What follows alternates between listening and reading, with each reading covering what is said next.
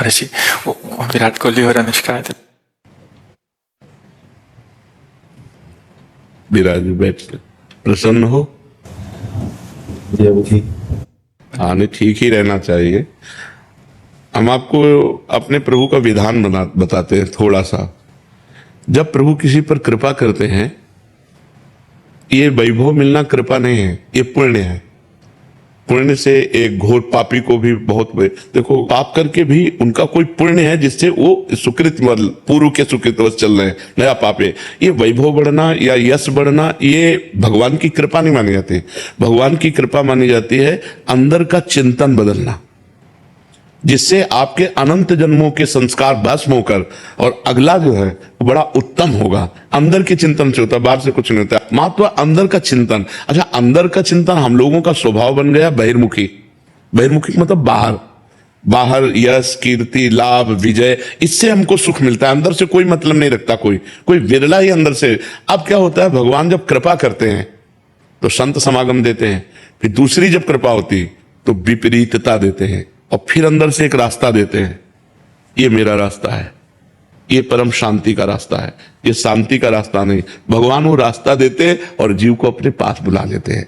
बिना प्रतिकूलता के संसार का राग नष्ट नहीं होता।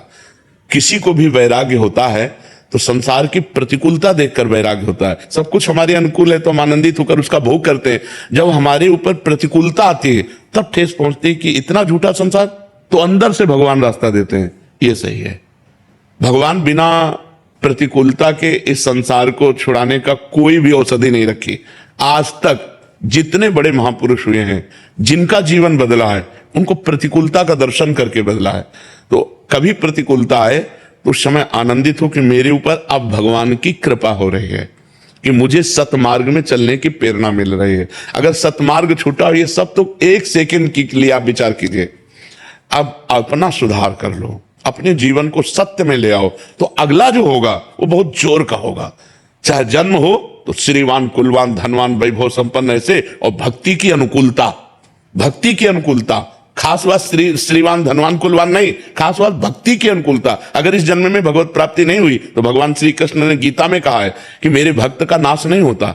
मैं कुलवान धनवान श्रीवानों के कुल में जन्म देता हूं और फिर पुनः भक्ति का माहौल देता हूं, और पूर्व का जो भजन छूटा हुआ हो वहीं से उसको।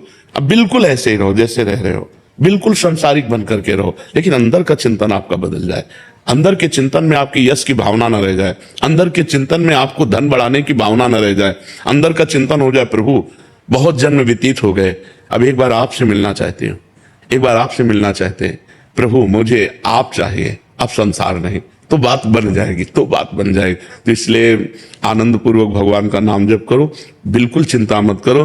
बाबा, क्या नाम जप से हो जाएगा पूरा? ये हम अपने जीवन का अनुभव बताते हैं। सांख्य योग और अष्टांग योग और कर्म योग और भक्ति योग, चारों योगों में प्रवेश रहा है। पहले हम सन्यासी रहे 20 वर्ष सन्यासी रहे काशी विश्वनाथ जी।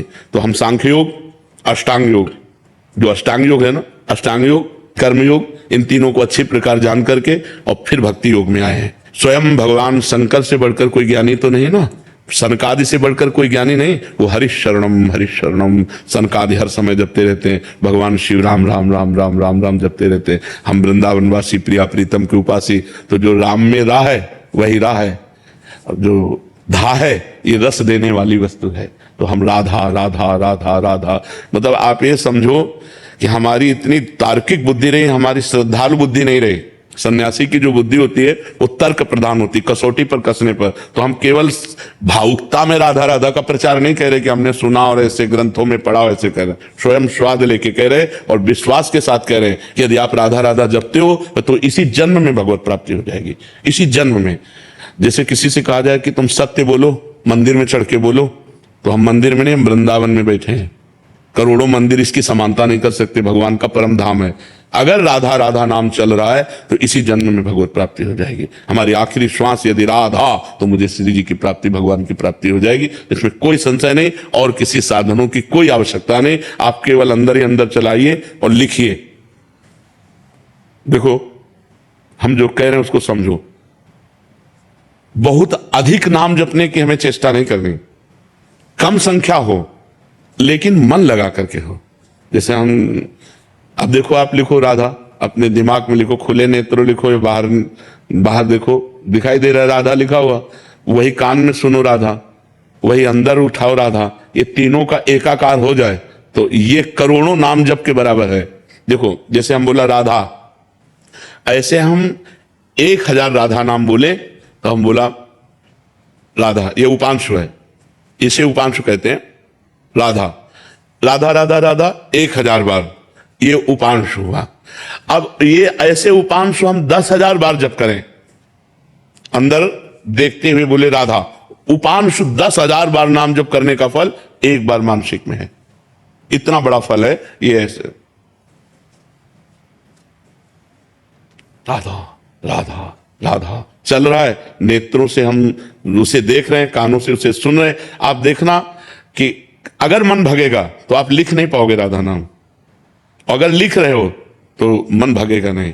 तो चाहे 10 बार लिखो, 100 बार लिखो, लेकिन एक अभ्यास बनाओ ऐसा कि कुछ समय शांति से स्नान आदि करके बैठ गए और राधा राधा लिख रहे हैं, उसी का चिंतन कर रहे हैं। इसे अपना जीवन बना लो, फिर आप परिणाम में खुद देख लेना।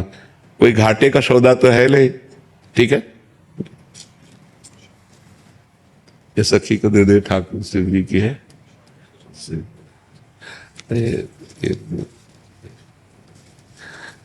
खूब आनंदित रहो, नाम जप करते रहो, प्रसन्न जी।